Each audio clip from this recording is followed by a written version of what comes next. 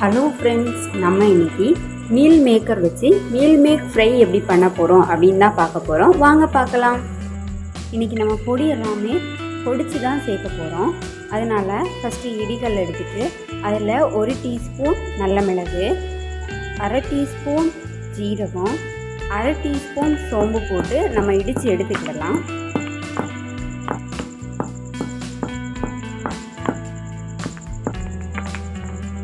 பொடியை இப்போ நம்ம ரெடி பண்ணி எடுத்துட்டோம். இனி நம்ம வெங்காயம், இஞ்சி, பூண்டு இதெல்லாம் நறுக்கி எடுத்துக்கலாம்.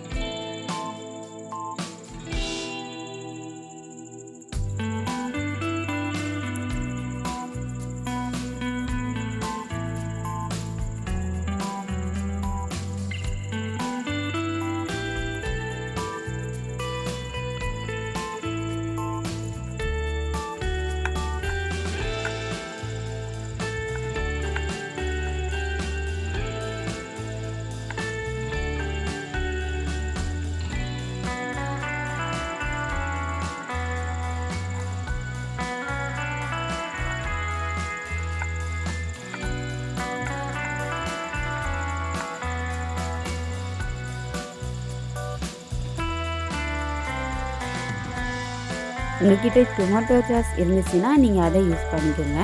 என்கிட்ட இல்லை, அதனால நான் ஒரு பெரிய சைஸ் தக்காளி பழத்தை எடுத்துகிட்டு அதில் 1 டீஸ்பூன் சீனி போட்டு நல்லா அடித்து பேஸ்ட் மாதிரி எடுத்துக்கிறேன்.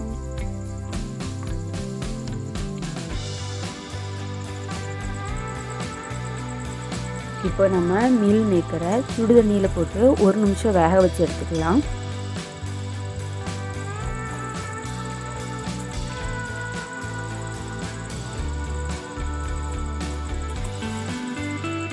வானலை அடுப்பில் வச்சுட்டு 1 டேபிள் ஸ்பூன் தேங்காய் எண்ணெய் ஊற்றி அதில் நம்ம நறுக்கி வச்ச வெங்காயத்தை போட்டு நல்லா வதக்கி எடுத்துக்கிடலாம்.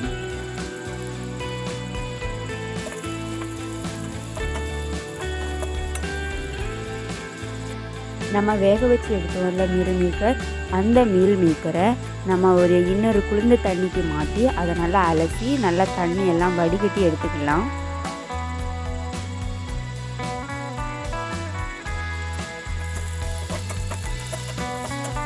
நான் டொமேட்டோ சாஸை இப்போவே சேர்க்குறேன். ஏன்னா நம்மகிட்ட சாஸ் கிடையாது, நம்ம தக்காளி பழத்தை தான் நறுக்கி பண்ணியிருக்கோம். அதனோட பச்சை வாசனை போகிறதுக்காகவா தான் இப்போவே நான் ஆட் பண்ணிக்கிறேன். 1 டேபிள் ஸ்பூன் மிளகாய்த்தூள், 1 டேபிள் ஸ்பூன் மல்லித்தூள், 1/4 டீஸ்பூன் மஞ்சள், அதுக்கப்புறமா நம்ம பொடிச்சு வச்சுருந்தோம்ல அந்த பொடியையும் சேர்த்துக்கிட்டு நல்லா வதக்கி எடுத்துக்கலாம். பொடியோட பச்சை வாசனை எல்லாமா போனதுக்கப்புறமா நம்ம ரெடி பண்ணி வச்சுருக்கோம்ல மீல் மேக்கர், அதை இதில் தட்டி ஒரு கிளறிக்கலாம்.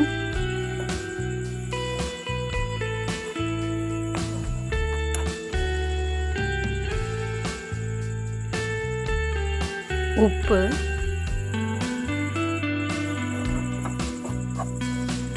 தேவையான அளவு கொஞ்சமாக தண்ணி ஊற்றி நல்லா சுண்ட வேக வச்சு எடுத்துக்கலாம்.